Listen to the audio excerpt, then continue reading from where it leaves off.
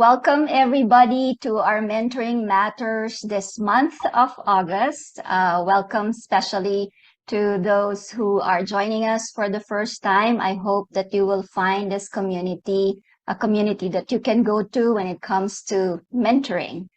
And so let me walk you through what you can expect for tonight's session. So the first 5 minutes, we will spend it in just talking about what's going to happen. And part of that would be briefing about the mentoring club. For those who are first-time attendees, I hope you will have an appreciation of what we do after that. And then we'll go right into the panel discussion with our panel of speakers. Then we will have a 5-minute space for announcements so that you can be aware of what's happening next in the mentoring club. So first off, I really want to be able to do this up front. It takes a village, and I want to recognize all the people who have been helping us for many years now. And these are some of the people that have made this session possible. And I would also like to encourage you to follow us on the various social media pages.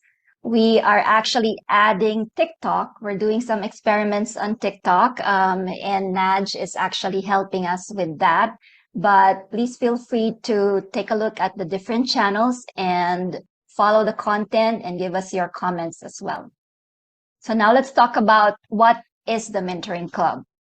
At the heart of the vision and the mission of the Mentoring Club are passionate, driven mentees. They want to become leaders, and the community of mentors are here to help them identify as well as recognize their goals, figure out what are the skills that they need to develop in themselves to be able to achieve those goals. So mentees can have relationships or partnerships with a mentor or several mentors, and they could be in the same geography or in different parts of the world. Ultimately, our vision is that as the mentees become successful leaders themselves, that they will also become mentors to others. These are some concrete examples of current working mentee-mentor partnerships around the world. First one is Michaela. She's based in California, and she has partnered with several mentors in different parts of the world. The next example is Mita from Kenya, with partnerships again in Uganda and also in the US. We have Siddharth from India with partnerships in the US. And then we have Joy from China, who has worked with mentors from Australia and the US. And then we have Naj, who's working with mentors in the US and also in Canada. Now, how do we look like as a community at the end of last year?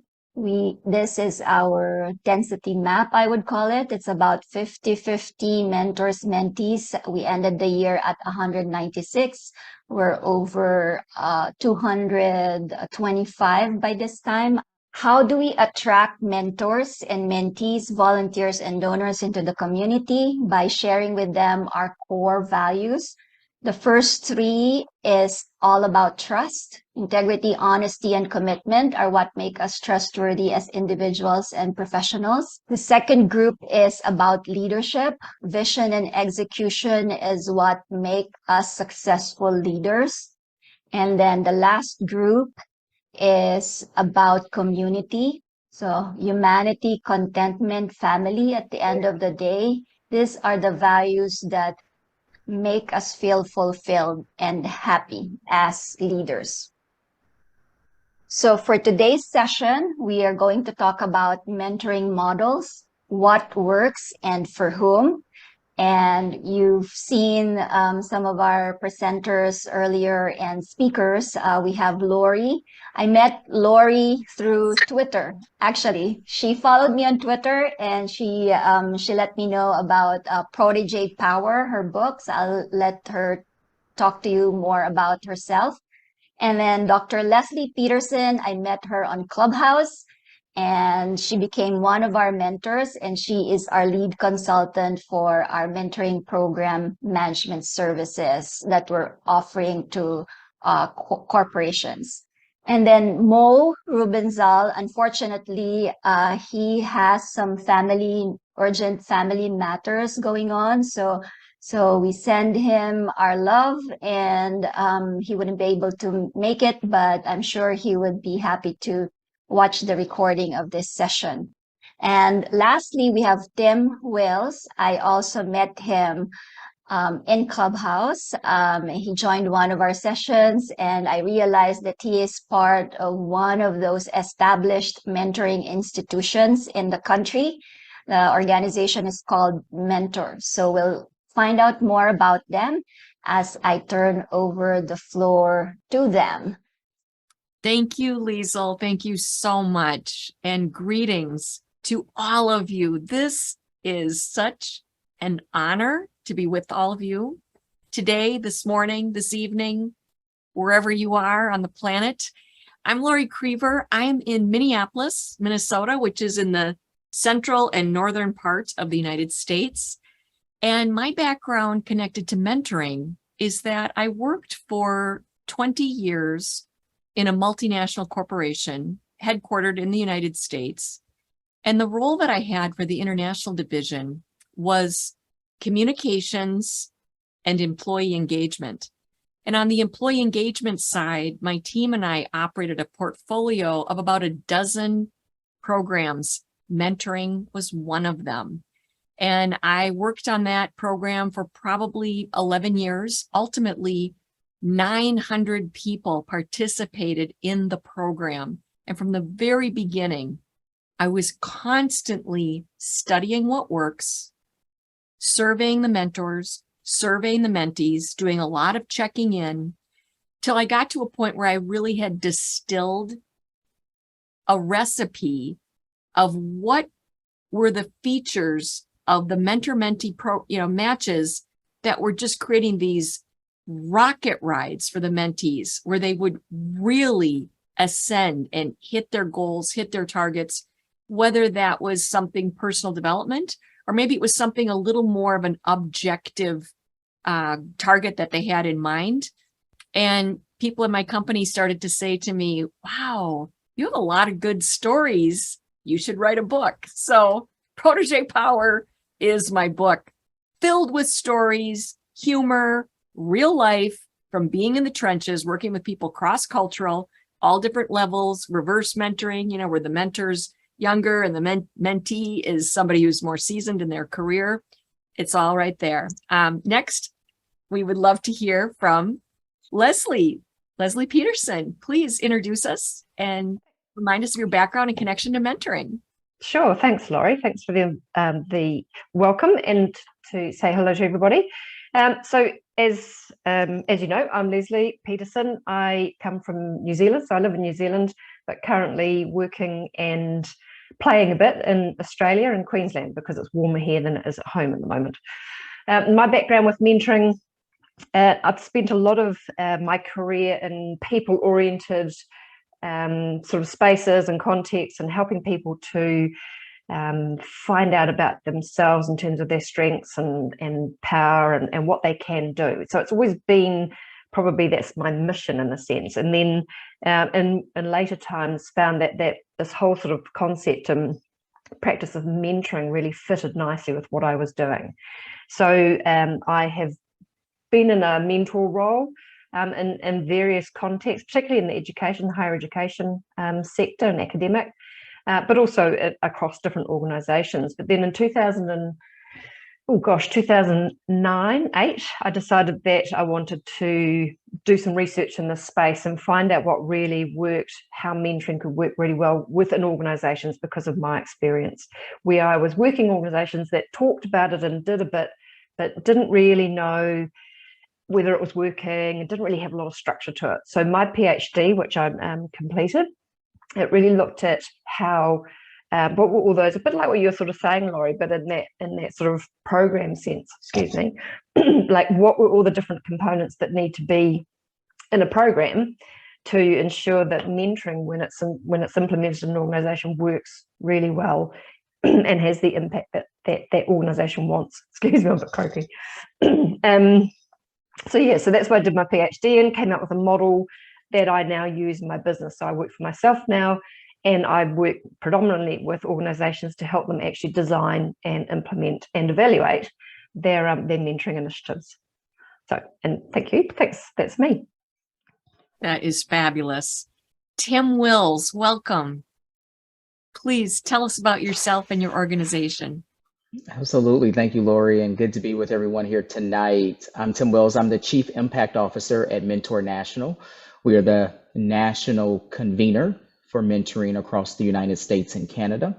And we're really focused in on ensuring that young people have quality relationships from cradle to career, right? And so we really have a high focus in around 8 to 24-year-olds and their mentoring relationships and the spaces and places in which they spend so much of their time, making them relationship centered. I joined Mentor in 2022, so just a couple of months ago, but have spent most of the last 18 years in the youth development field, primarily with Boys and Girls Clubs of America throughout several parts of our country, running and working in local Boys and Girls Club locations around the country.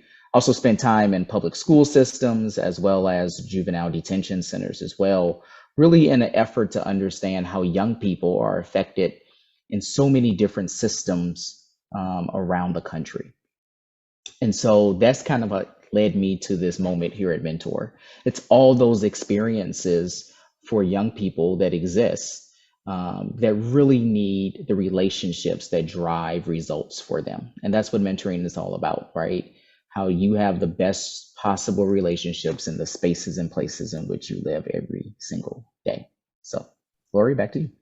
Tim, I think we would love to hear, what do you consider is your personal connection to mentoring? You were describing such powerful relationships that can take place for a young person.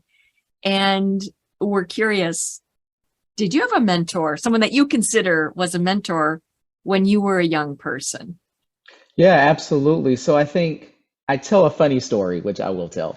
But I think one of the things about, for me, growing up in St. Louis, Missouri, which is in the Midwest of the United States. I currently live in Houston, Texas, so the southern part of the United States. In my neighborhood, there weren't many folks to be official mentors in our lives, right? And so one of the things I try to stress to folks a lot is really around how informal mentoring really matters, and that people in your life are mentors even when you don't realize that, and people are mentors don't even realize what they're doing. And I think that's a really important conversation when we talk about mentoring.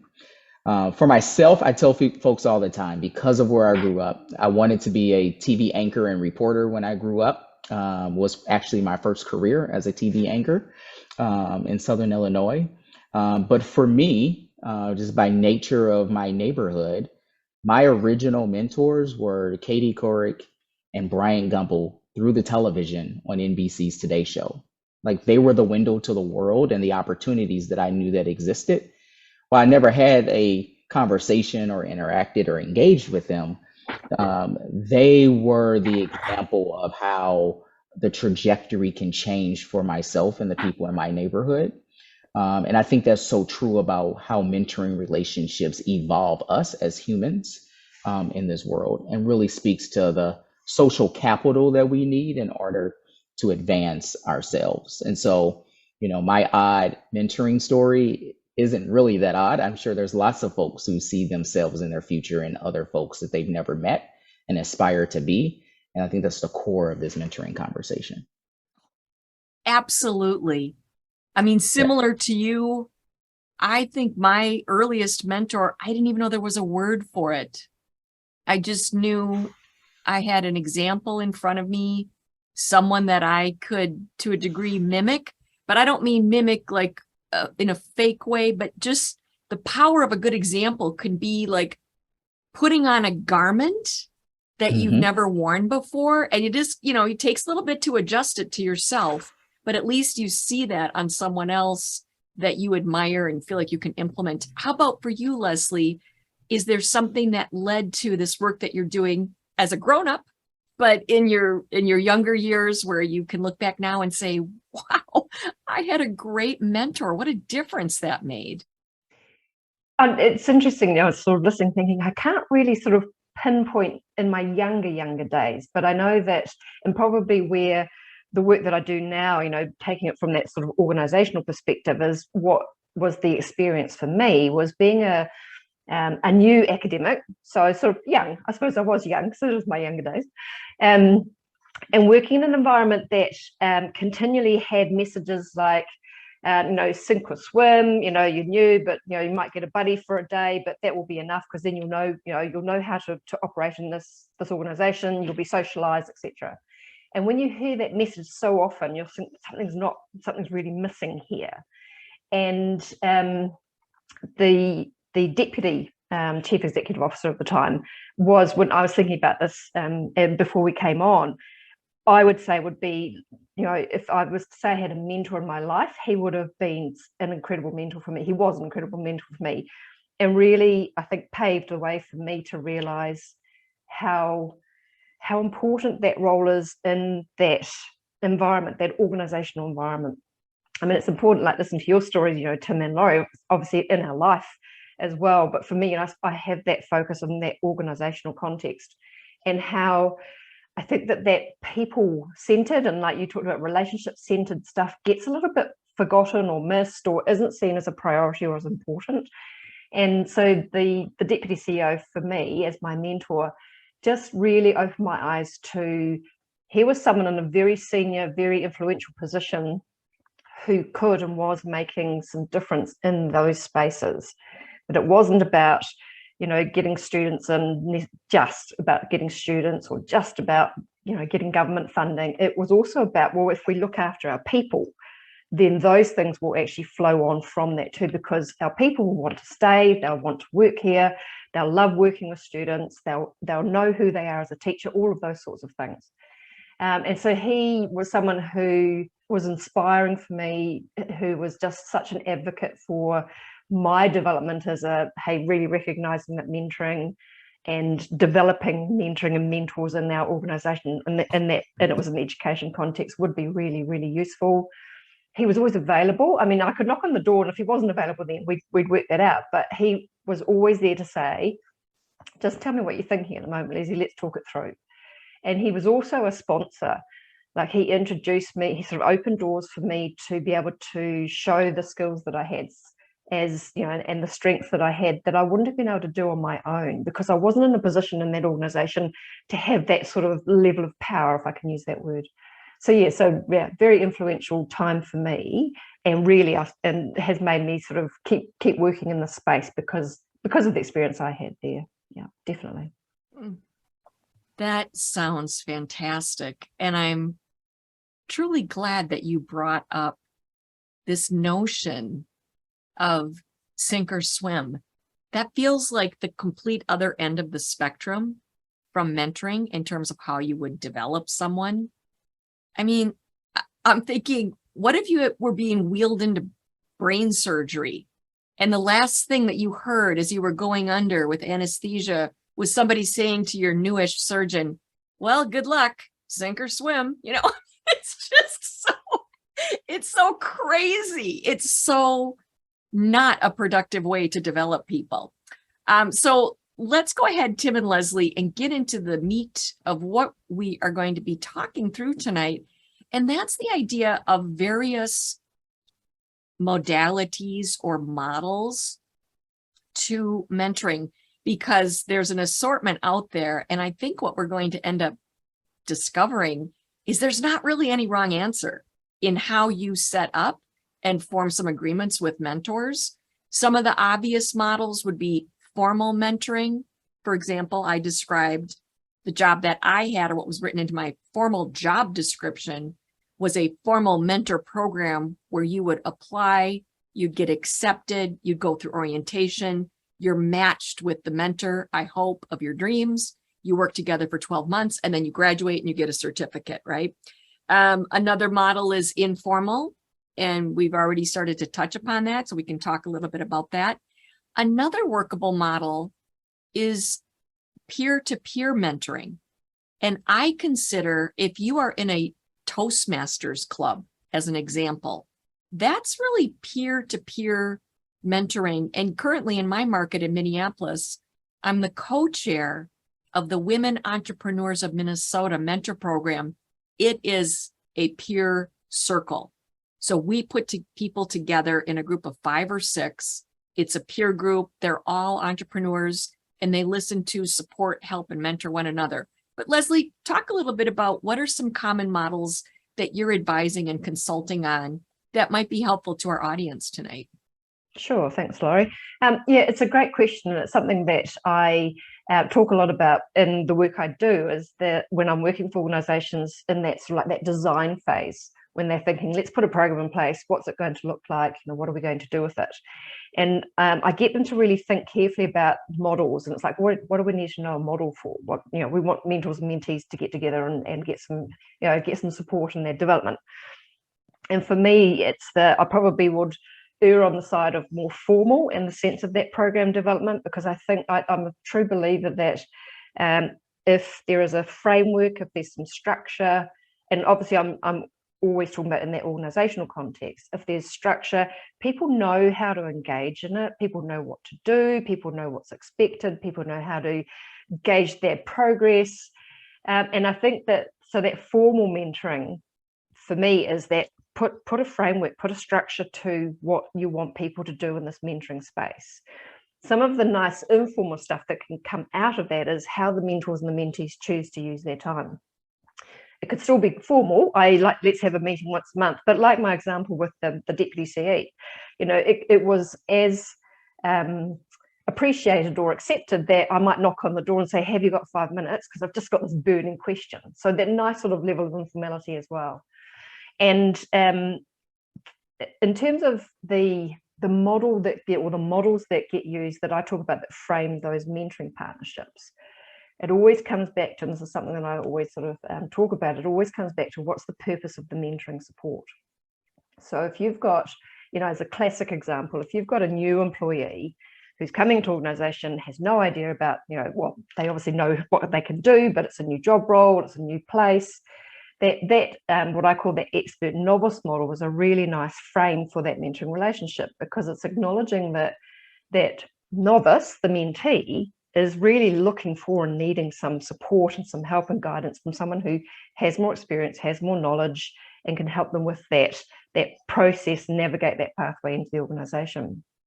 But then, like you talked about, Laurie, with peer-to-peer, I think that's I know we don't have lots of time, but that's a really interesting relationship that can evolve from an expert-novice model. So it may be that, over time, that mentor-mentee relationship is like, wow, actually you have a whole lot that I can learn from you too.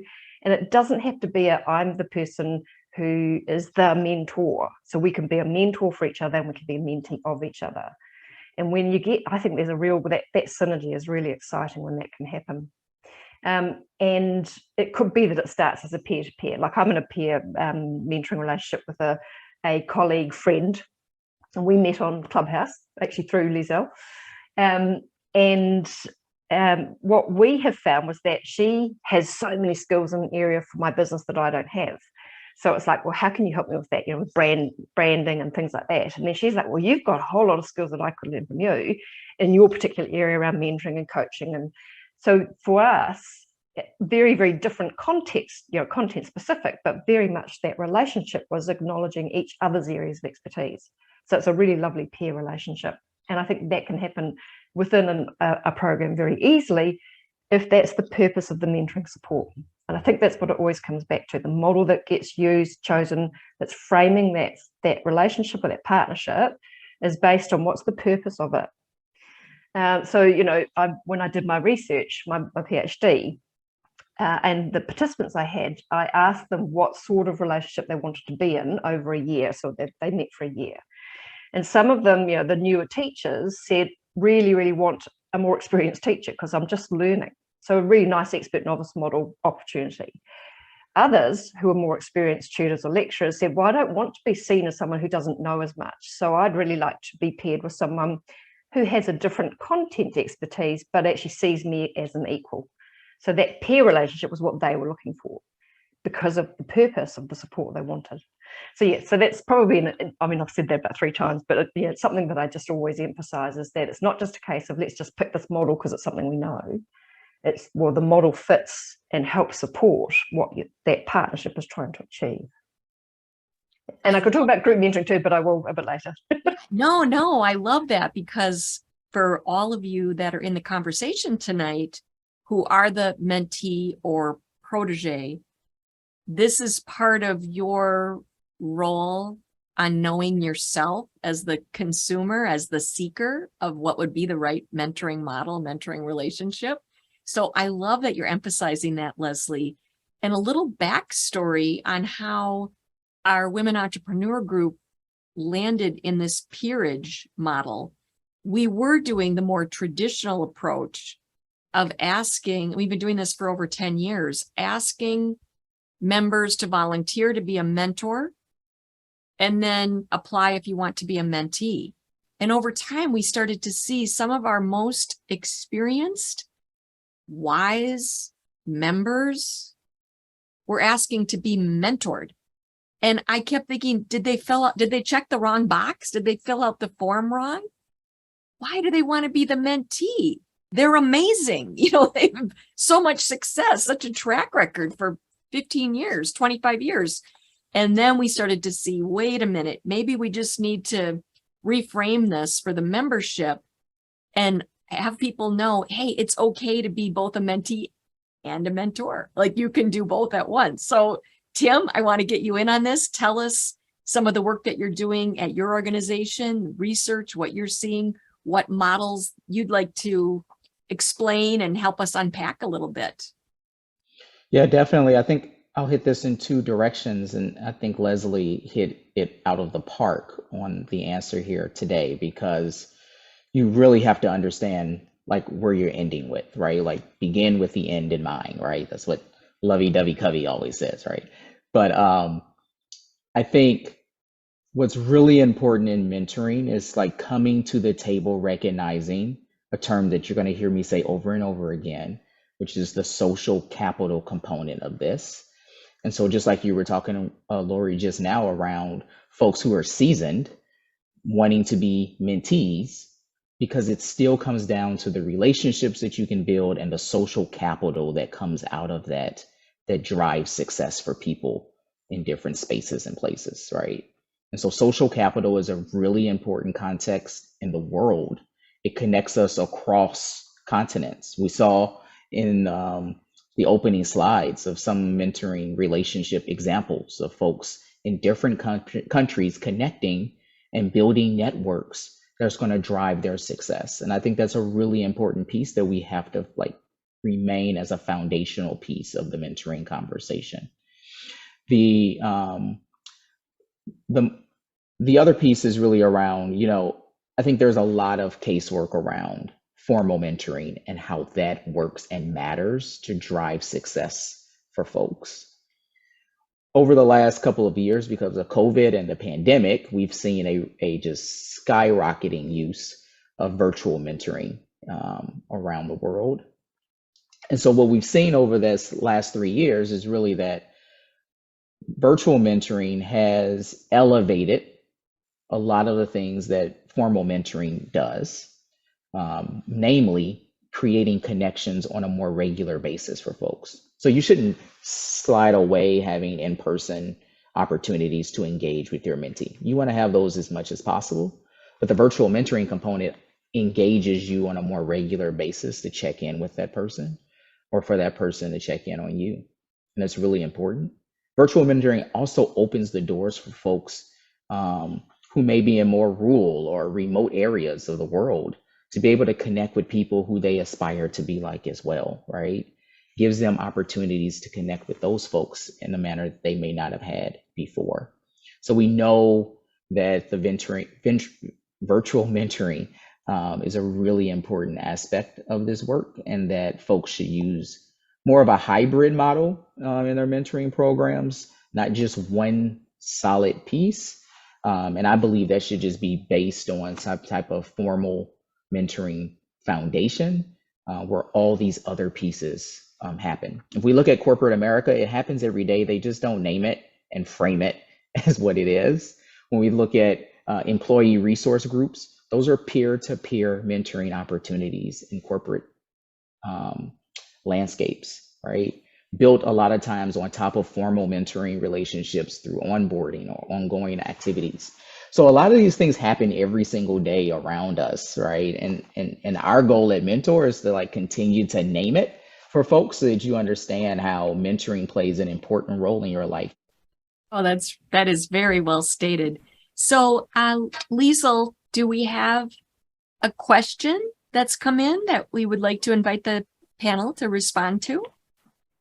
Yes, we do have one from John, and his question is about if you have had any experience dealing with mentees that have the aspiration to grow, but don't appear to accept your suggestions.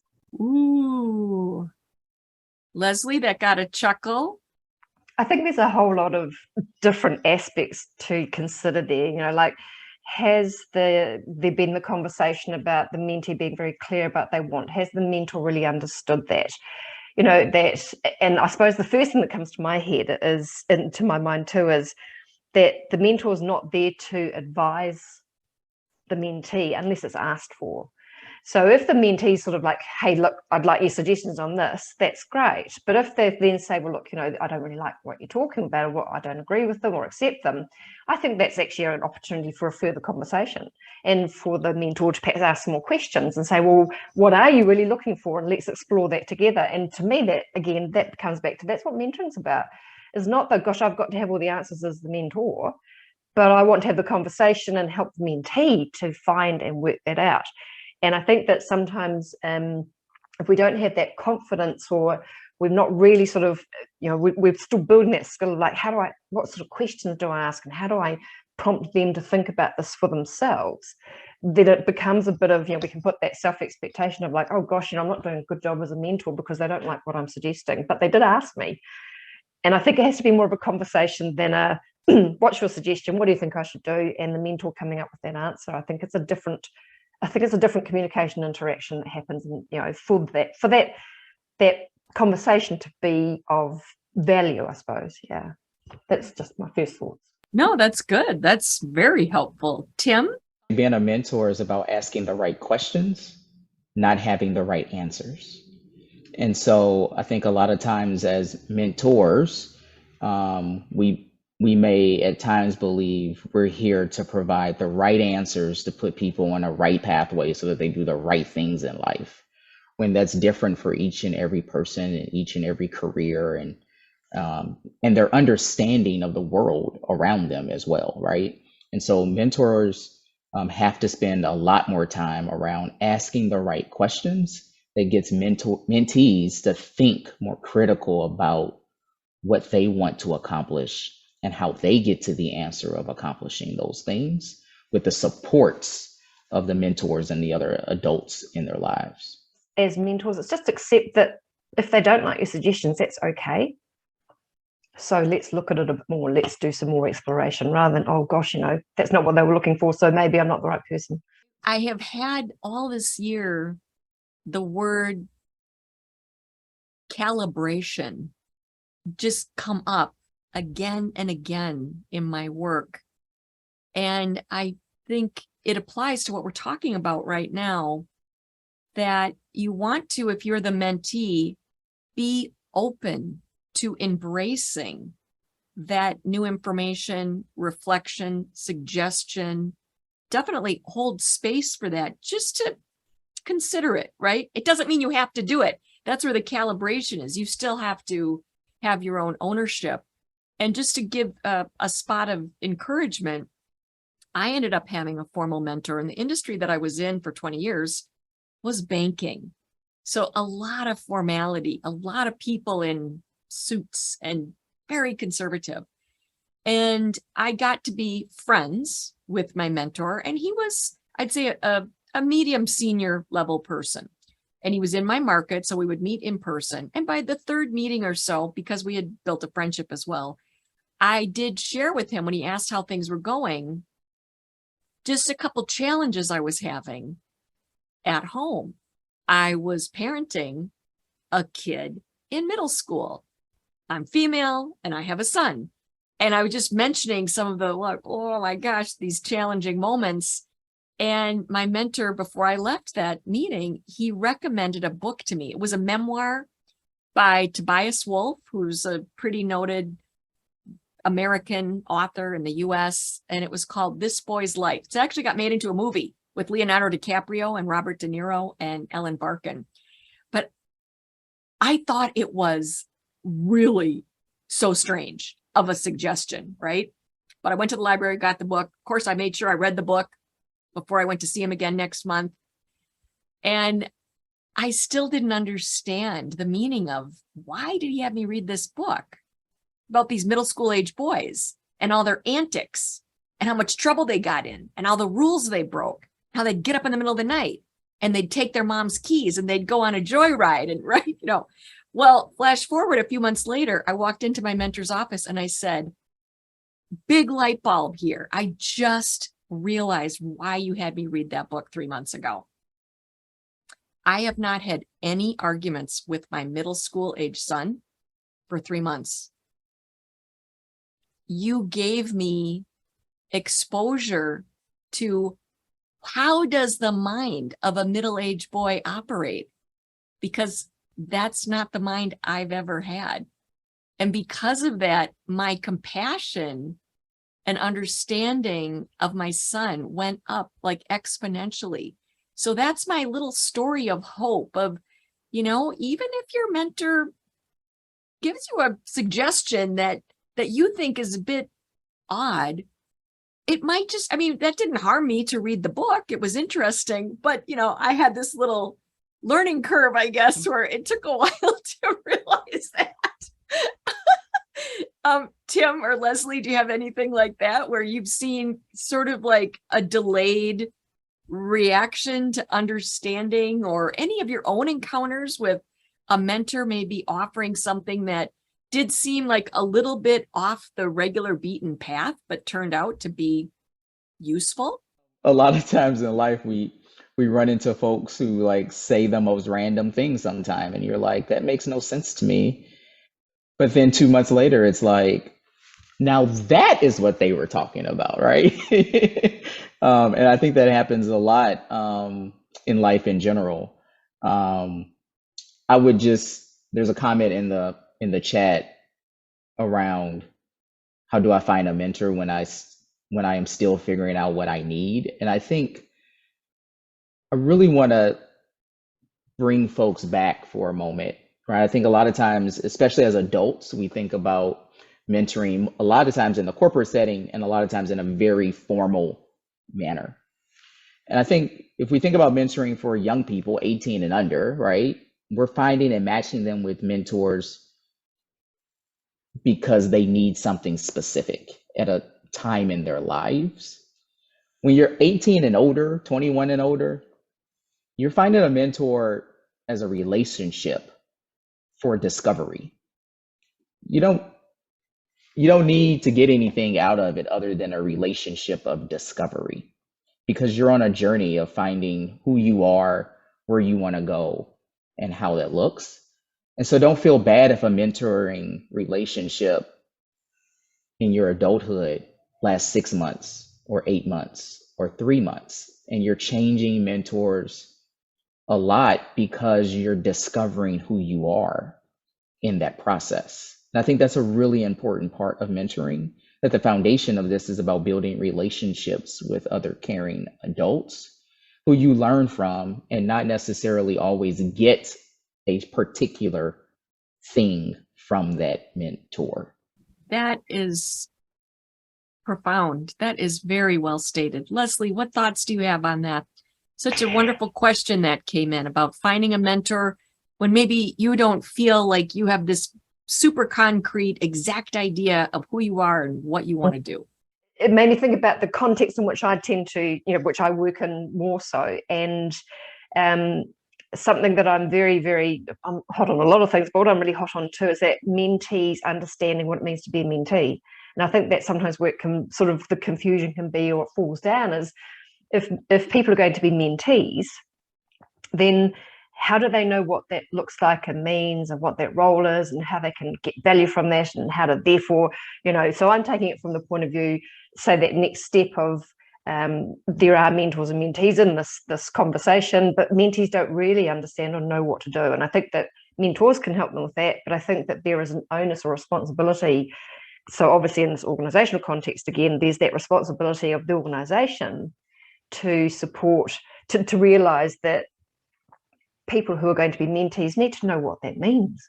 They need to know what does it mean to be a mentee? How am and I get this asked quite often in some of the group mentoring that we do, is like, I don't really know what I'm meant to do with my mentor, and am I allowed to ask questions? And I don't really feel confident to do, and I think there's a lot of need to help mentees develop as mentees to get the most out of the mentoring. So they need to understand what that looks like. The mentor can do that too, but if they haven't even met with their mentor yet, it's like, how do you encourage people to be mentees?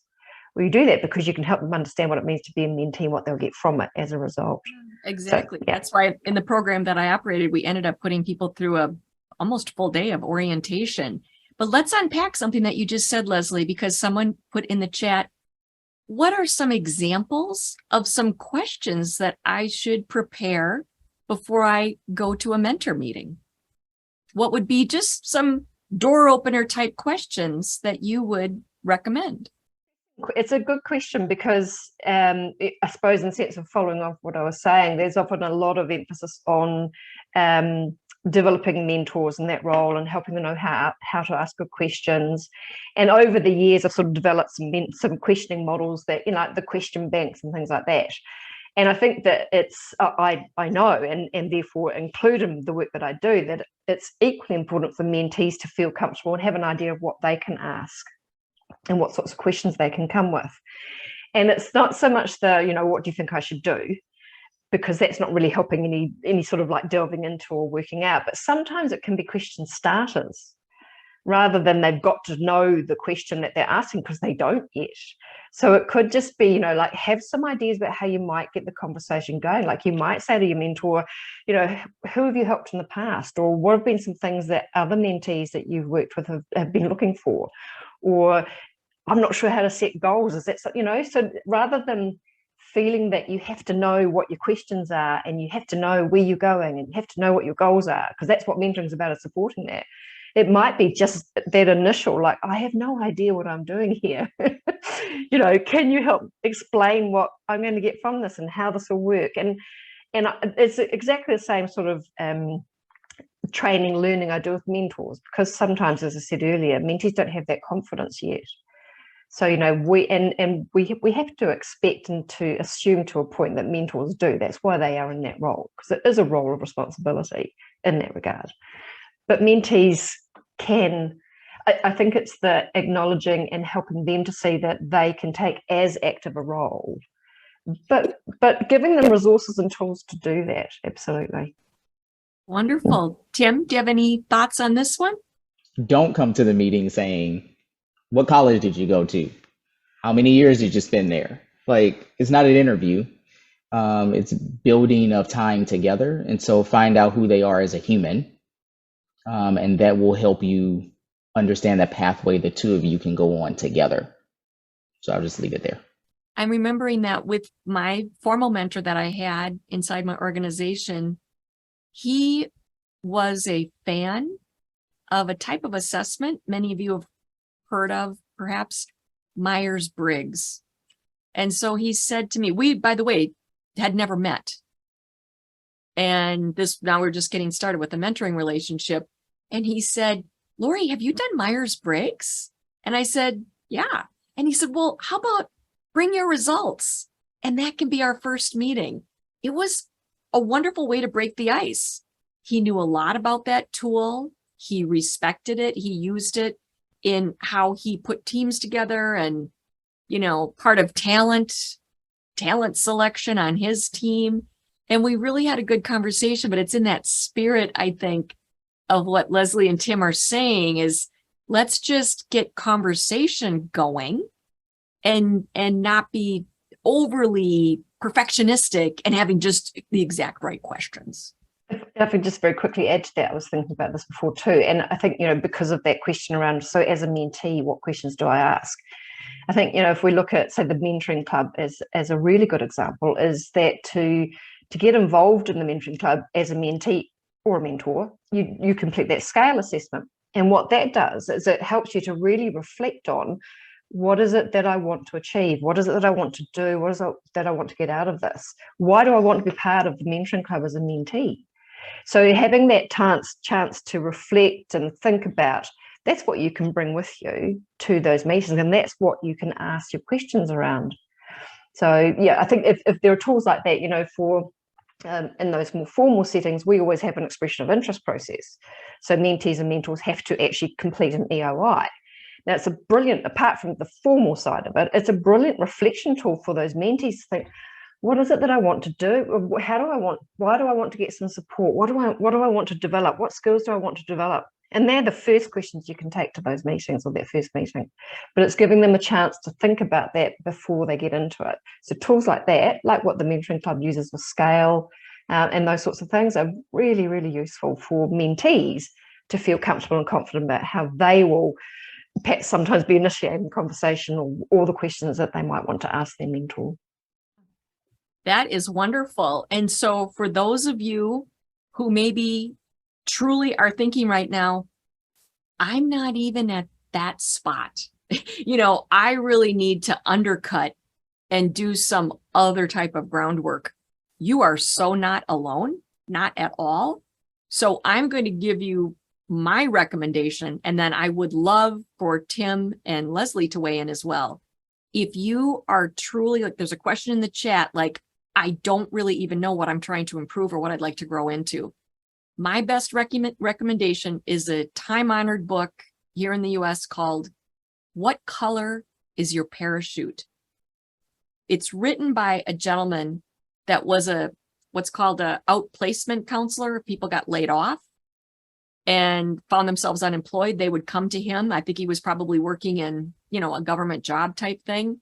And so often he would say, well, what are you doing now? And the person would say, oh, I'm doing such and such, fill in the blank, but I'm only doing that until I land somewhere. And he would say, really? What color is your parachute? So that's where the title of the book comes from. But it's a really, I think, lovely book that just helps you to do some self-exploration, start to really identify, gosh, what do I love? What do I find myself doing that I look up and I think 3 hours just went by? I had no idea, right? Like, you just are so into it, right? It's just such a part of you. So for that type of seeker, Tim, do you have any recommendations, any tools that you like that you could recommend for just essential self-discovery? Yeah, absolutely. I think a lot of times we come to the conclusion we need a mentor in the most random moments of our day. It's like, oh, I read this. It'd be really great to know someone who could help me understand what this is talking about, right? I would encourage folks, as you begin your mentee journey, to keep a journal of questions, of things that you've discovered along the way, and jot down those moments when you were like, having a mentor would be really helpful for them to answer this question for me, or to make this connection for me, or for me to learn this from them. And I think the more you can keep that journal, the more you can reflect back on the things that have come up over the weeks or months previous, will also may help you determine the right type of mentor you need in your life as well. But reflection is always a really important piece of self-discovery. And so keeping that journal, jotting down those moments is going to be really key and important. I love that. That is such great wisdom. We just have 2 more minutes before we send it back to Liesel. So Lesley, I would like to invite you to weigh in. What would be your recommendations? You've come into the Mentoring Club for a reason. So you've made a first step. But the biggest thing that I would say is that there is absolutely nothing wrong with being connected with a mentor and then saying, I have no idea what I want to do. I really don't know where I'm going or what my career path might be, or whether I even want a career. I think that it's okay to say, I really don't know what I want and I don't know what to do. And, that's why I'm here, because I'd really like to see or know how you could help me with that. And I think that's fine. I don't think we have to go in saying, right, I've got goal number 3 and I've already done my first 2. So all I need is your help in goal number 3. Like, go in and say that's what the mentoring is about. But if you've come into the mentoring club already, it doesn't mean that you've had to come in, or that you've come in clear about what you want to do and where you want to go. But the whole idea about mentoring is that then that person, that mentor you're paired with, will help you do that. Beautiful. Thank you so much, Lesley and Tim. And I'm going to turn the session back over to our host, founder of the Mentoring Club, Liesel. Thank you very much to all 3 of you. So it's really nice listening to your own stories of how mentoring has touched your lives, and also how you've helped others and how others have helped you. So thank you very much. So I do see a couple of questions on the chat, and one is directed to the Mentoring Club, and it is about how the mentees are paired with the mentor, and then how if the mentee is being interviewed before the pairing is actually recommended. And so that is correct. We do have a questionnaire, and also Lesley has touched upon an instrument that we use. SCALE stands for Skills for Career and Life Effectiveness. And it measures 11 leadership skills that all mentors and mentees actually are requested to go through, so that they know themselves more when they get into the mentoring club. And if you so we can do an informational session, and I can describe to you the process more in detail. And then there was another question that you maybe one of you may want to field or answer. How do we know we've got the right mentor for ourselves? I think that's a hard question, because I think you know when you have the wrong mentor. I think you know that really fast and really quick. I think knowing when you have the right mentor just comes over the course of time. And I do believe that the biggest indicator of that is when you have a question or a concern or a comment, or something's on your mind, and you're not afraid to pick up the phone and to call your mentor, and there's no hesitation in that moment. That's how you know you've got the right mentor. But that won't be something that happens in the first month or 2 months or 3 months, and maybe not even the first year. It's just something that comes along as your relationship builds. So just in case you have any further questions, feel free to touch base with Lori, Tim, and Lesley and myself. Connect with us on LinkedIn if we're not yet connected. And just in the interest of time, I will go ahead and do the announcements. Okay, so for next month, we are going to have Brian Golod back. He was our speaker in June about how to position yourself on LinkedIn. And this time around, he will go into the details of how to grow your network and net worth using LinkedIn. And I would also like to get everybody in, those of you who are seeing this for the first time. We had our virtual run, walk, bike fundraiser from July 7 to August 8. And we are still behind in our fundraising targets. So we have extended the donation period to September 9. If you would like to go ahead and donate, you will have a copy of this slide. Just go ahead and click the links here, and it will bring you to the donation pages. And these are some of the photos during our kickoff. So we have a small group kickoff walk, because it's a virtual run, walk, bike. So we did our recording so that you can see how things are going on social media. We use this to encourage people to join us. And this is our day 33 of some of our community members also enjoying the walk. So then, in addition to the extended donation period, we are going to do the judging of the photo contests. We offered 2 categories this year. One is individual and one is group. So we'll update you, I guess, in September and in social media who the winners are.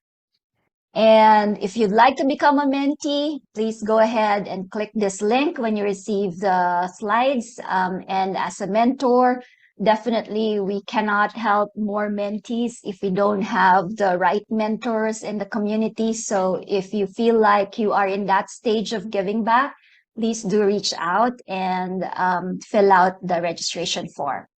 And volunteers. So as you can see, at the beginning, I shared all those people that are in the community. We are still primarily a volunteer-based organization. These are some of the roles that we would really, really want to have in the organization so we can push our mission and programs forward. So please connect with me if you're interested to become a volunteer. And then on an ongoing basis, if you're interested, if you like what you heard, you understand the mission and the vision of the Mentoring Club and would like to become a sustaining donor, please go to our website and you can set up a recurring donation for the Mentoring Club. And all the funds currently are being used to support our operational needs.